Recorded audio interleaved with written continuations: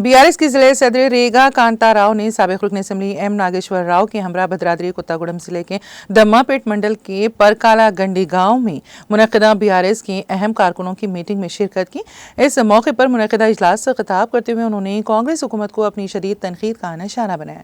उन्होंने रेवंत रेड्डी पर इंतजामिया में नाकामी का इल्ज़ाम लगाते हुए कहा कि रेवंत रेड्डी रियासत में हुक्मरानी पर तवज्जो देने के बजाय सिर्फ दिल्ली तक पैकेज ले जाने का काम कर रहे हैं। उन्होंने कहा कि रेवंत रेड्डी ने अवाम से वादे करके इक़्तिदार पर कब्जा कर लिया है। उन्होंने कहा कि रेवंत रेड्डी अवाम से किए गए वादों की तकमील में पूरी तरह नाकाम हो गए हैं और वो अवाम की तवज्जो हटाने के लिए ऊंची सियासत कर रहे हैं।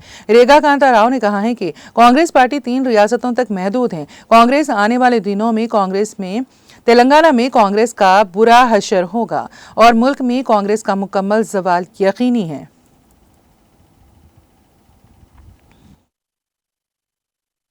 వాసు గారు నీళ్ళు చెరువుల నుంచి నీళ్ళు రానివ్వట్లేదు।